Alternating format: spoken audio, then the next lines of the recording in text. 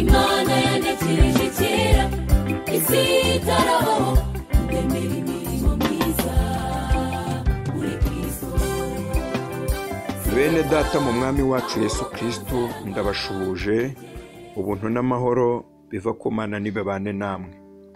Nitwa Mukeshimana François, ntuye mu karere ka Huye, paruwase no mudugudu ni Matyazo.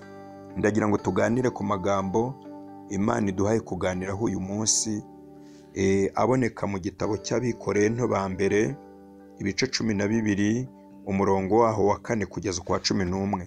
Haranditse ngo icyakora hariho impano z'uburyo bwinshi, ariko umwuka n'umwe, kandi hariho n'uburyo bwinshi bwo kugabura iby'Imana, ariko umwuka w'Imana ariko umwami n'umwe.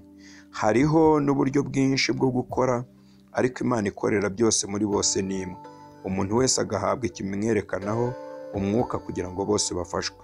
Umwe aheshwa ijambo ry'ubwenge n'umwuka, undi agaheshwa n'uwo mwuka ijambo ryo kumenya, undi agaheshwa n'uwo mwuka kwizera, undi agaheshwa n'uwo mwuka impano yo gukiza indwara, undi agahabwa gukora ibitangaza, undi agahabwa guhanura, undi agahabwa kurobanura imyuka, undi agahabwa kuvuga indimi nyinshi, undi agahabwa gusobanura indimi.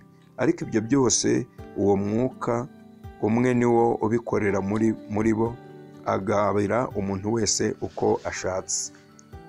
Bene data, ndagira ngo mbabwire ngo kugira ngo dukore umurimo w'Imana, intego y'uno munsi nshaka kutuganiraho ni uko dukeneye ubutunzi bw'Imana ngo twuzuze inshingano yacu yo gukorera Imana. Ndagira ngo mbabwire ko Imana imaze kudutoranya ikaduhamagara ngo tuyegere, twarahamagawe imihamagaro ibiri. Umuhamagaro wa mbere ni uwo kuva mu byaha, umuhamagaro wa kabiri ni uwo gukorera Imana. Igihe cyose rero bene data Imana iduhamagaye, tugomba gutunga ubu butunzi kugira ngo tubashishwe. Niyo mpamvu ndagira ngo dukomeze tuganira kuri aya magambo. Igihe cyose Imana iduhaye umurimo, iduha n'ibyangombwa byose bidushoboza kuwukora neza. Nimusoma mu gitabo cy'Ibyakozwe n'Intumwa igice cya 1 umurongo wa 8, Yesu yabwiye abigishwa be ngo icyakora muzahabwa imbaraga umwuka wera nabamanukira. Bari bamaranye imyaka 3 na Yesu babana nawe, agiye kujya mu ijoro abwira ngo muzabona imbaraga zo kunkorera umwuka wera nabamanukira, mu babagabo kumpamya i Yerusalemu, i Yudaya, i Samariya no kugeza ku mpera y'isi. Bivuga ngo ntago bashoboraga kugira icyo bavuga cyangwa bahamya batarahabwa izi mbaraga z'umwuka wera atarabamanukira. Izi mbaraga z'umwuka wera, umwuka wera yamaze kuza muri twebwe tukawuhabwa, duhabwa ibitubashisha, duhabwa impano z'Imana, ariyo migabane Imana igenda itanga kugira ngo umuntu wese ashobozwe umurimo. Nusoma mu rwandiko Pawulo yandikiye Abakorinto ba mbere ibice 12 umurongo wa 28, amagambo ahari haravuga ngo nuko rero haranditse ngo nuko rero muhasoma haranditse ngo Imana yashyize bamwe mu itorero, ubwa mbere intumwa, ubwa kabiri abahanuzi, ubwa gatatu abigisha, maze ishyiraho n'abakora ibitangaza, n'abahawe impano zo gukiza indwara, n'abahawe gufasha abandi, n'abahawe gutwara, n'abahawe kuvuga indimi nyinshi.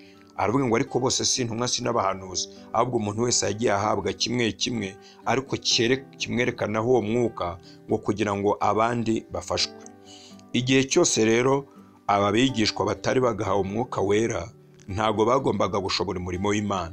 Niyo mpamvu igihe cyose dushyizwe mu murimo w'Imana duhabwa impano zitandukanye kugira ngo dushobore umurimo. Kandi ikindi, Imana imaze kuduha impano zayo, isigara iturebera mu migabane yatanze. Ni niyo mpamvu handitse ngo ab'Imana yashyize mu itorero, bamwe barebera mu buhanuzi, mu kuyobora abandi, mu gukora ibitangaza. Umuntu wese Imana igenda imurebera mu migabane yatanze. Igihe cyose rero tudafite impano z'Imana, ntago twashobora umurimo Imana iduha cyangwa iduhamagariye gukora hano mu isi. Reka soma amagambo y'Imana aboneka mu rwandiko Pawulo yandikiye Abakorinto ba kabiri ibice byaho ni 3 umurongo wa 4 kugeza ku wa 6. Haranditse ngo ibyo nibyo byiringiro twiringira Imana ku bwa Kristo, soko twihagije ubwacu ngo dutekereze ikintu cyose nk'aho ari twe cyaturutseho, ahubwo tubashishwa n'Imana, niyo yatubashishije kuba ababwiriza b'isezerano rishya bataraba inyuguti, ahubwo ari ab'umwuka. kuko inyugute yicisha naho umwuka uhesha ubugingo. Igihe cyose bene data twigisha, ntabwo dukwiye kwigisha inyugute gusa, tugiye guhabwa n'uwo mwuka kugira ngo umwuka aduhe kuvuga iby'ubwenge ndetse tubashe gukora umurimo w'Imana. Aba Bakorento Pawulo avuga ngo nta kindi kidushoboza kugira ngo tubashe guhamya uretse umwuka wera. Muzirikane ko umwuka wera avugana natwe cyangwa avugana namwe kugira ngo mutagira ngo turabe inyugute gusa. Icyo nshaka kuvuga bene data, ntacyo twashobora tudafite impano z'Imana. Imana niduhana umugisha. Imana iha buri wese wizeye impano zo mu mwuka zimushoboza gukora umurimo wayo. Ubwo ni ubushobozi bwihariye buhabwa imbaraga n'Imana bwagenewe abizera gusa. Nongere nsubiremo kugira ngo munyumve neza. Imana iha buri wese wizeye impano zo mu mwuka zimushoboza gukora umurimo wayo. Ubwo ni ubushobozi bwihariye buhabwa imbaraga n'Imana bwagenewe abizera gusa. Ntushobora gukoresha izo mpano cyangwa ngo usabe kuzihabwa nk'uburenganzira bwawe. Niyo mpamvu zitwa impano. Ni ikimenyetso cy'ubuntu bw'Imana gusa. Kuko iyo umuntu ashatse gukoresha impano ku giti cye arazibura kandi Imana ntibishaka. Niyo mpamvu nababwiye ngo ntawe ushobora gukoresha izo mpano cyangwa ngo asabe kuzihabwa nk'uburenganzira bwe. Niyo mpamvu zitwa impano. Ni ikimenyetso cy'ubuntu bw'Imana gusa. Kuko Imana ikunda ibintu bitandukanye kandi ikaba yifuza ko buri wese agira umwihariko we. Nta mpano n'imwe uzasanga isangiwe n'abantu bose, kandi nta muntu n'umwe uhabwa impano zose. Impamvu ni iyihe? Uramutse ugize impano zose ntabwo wakenera abandi, kandi ibyo byaba byishe imwe mu ntego z'Imana yo kutwigisha gukundana no gukenerana.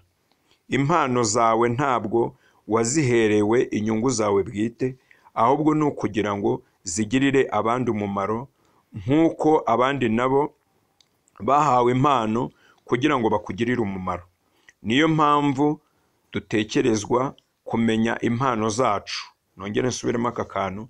Niyo mpamvu dutegekwa kumenya impano zacu zo mu mwuka no kuziteza imbere.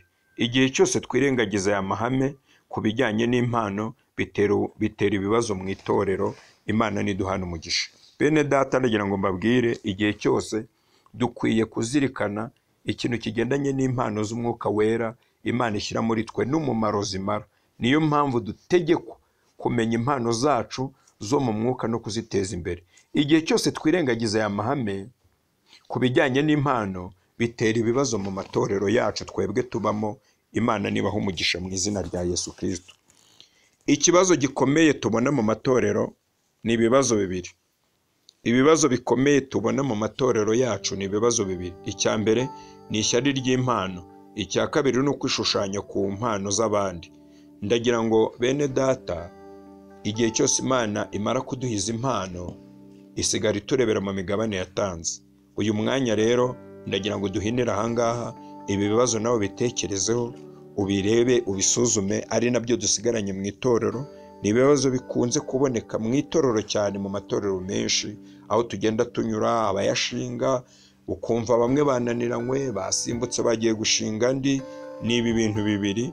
Ni ukutagira igihe umukristu ubwe yiherera ngo agire imbere y'Imana. Ni igihe cyose atibuka ko ategetswe kumenya impano ze bwite cyangwa kuziteza imbere, kandi igihe cyose atamenya iri hame itorero arimo cyangwa iryo azabamo, hazabamo intambara n'ibibazo bitandukanye.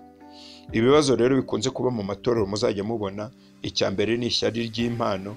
Icya kabiri ni ukwishushanya ku mpano z'abandi. Ndagira ngo duhinire hano. Imana nibaha umugisha mu izina rya Kristo. Bene data, mbere yuko dusengana Imana, ndagira ngo ntekereza nawe utekereze. Ese ugira igihe wihererana n'Imana ngo iguhishurire impano zawe? Reba iminsi yose umara. Ushobora kuba uri umubwirizabutumwa, ushobora kuba uyobora abandi, ushobora kuba uri umwungeri, uri umudiyakoni mu nshingano cyangwa responsibility imwe wahawe n'itorero kuyobora. Kuko nzi ko nubwo itorero ryakwimitse riri mu cyimbo cya Kristo gushyiraho umuntu agakora umurimo w'Imana. Ariko ndagira ngo uyu mwanya utekereze mu miyoborere yawe, mu myigishirize yawe. Ese ugira igihe wihererana n'Imana ngo iguhishurire impano zawe? Icya kabiri, ese ni igihe ki ukora umurimo w'Imana ukoresheje impano z'Imana zikurimo, cyangwa upfa gutera waraza? Igihe cyose ukora umurimo w'Imana udakoresha impano z'Imana Imana yashyize muri wowe, uba utera waraza, ni ukwishakira icyubahiro. Niyo mpamvu mubona abantu benshi baranigana mu madini, bayavamo bajya mu yandi, bayagurana, bahindukira. Ugasanga umuntu aragenda ahindura itorero cyangwa idini nk'uhindura imyambaro. Bitewe n'iki? Bitewe n'uko bataramenya umugabane w'impano y'Imana Imana yashyize muri bo. Imana iduhana umugisha. Icyo nshaka kubabwira ni uko izi mpano umuntu wese atazihabwa uko azishaka, azihabwa nk'uko Imana ibishaka, kandi ikazimuha ikurikije urugero rw'ikimukeneyeho. Ndagira ngo dusengane Imana. Imana nibaho umugisha mu izina rya Kristo. Data wa twese nyir'icyubahiro, turi imbere y'amaso yawe duciye bugufi. Dore twebwe twambaye inyama n'umubiri n'amaraso, twarakiraniwe muri byinshi, ariko turakwinginze wongere utubabarire, weze ubugingo bwacu. Ari ngewe uvuga iri jambo, ari abanteze amatwi bose kuri uru rubuga, ndetse n'abandi batandukanye bazabwumva. Umuntu wese azahindukirire kumva ijambo ryawe nk'iryavuzwe nawe, ritavuzwe n'umuntu. Nubwo twabwo bubasha n'iyo nshingano zo kubwigisha, nubwo twabihawe, ariko niwe ufite ububasha kandi niwe urigena. Twe twavuze ibyo wavuze, dutegura ibyo wakoze. Niyo mpamvu twinginze ngo umuntu wese yongere kubabarirwa, umuntu wese wapfushije igihe ubusa.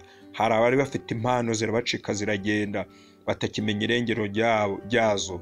Hari n'abazifite bazikeresa, abandi bakazikoresha mu nyungu zabo bwite, aribyo bigendanye no gushinga amadini atandukanye. Ugasanga zimwe ziragenda zituma bamwe bigishyira hejuru. Ndakwinginze ngo Uwiteka, umuntu wese kongera kumenya ko wamuhaye igituma agukorera, kuko igihe cyose uduhamagaye uduha impano zitandukanye ngo tugukorere umurimo, kandi ngo izo zikabera kugira ngo uzungure abandi nabo bafashwe. Ndasenze ngo Mwami w'abami, umuntu wese wakeresheje impano, yaba yarazifite zikamucika, ari uzikoresha mu nyungu ze ku bushake bwe, ari utera waraza ntazikoresha yarazigeze, kandi agakomeza umurimo wawe. Ndasenze ngo umuntu wese ugendera umutima we, ari uwumvira ijambo n'uzaryumva, nanjye uryigishije, ubuntu n'amahoro bikomeza kubana natwe. Tubyambaje twizeye kuko uri Imana yacu muri byose, ku bwa Kristo Umwami n'Umukiza.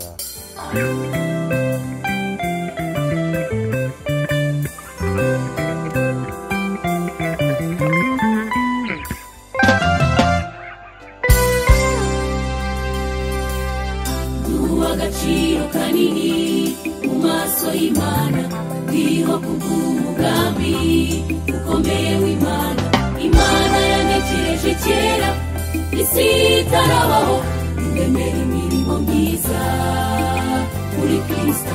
Imana yanekereje kera isi itarabaho, indemera imirimo myiza muri Kristo.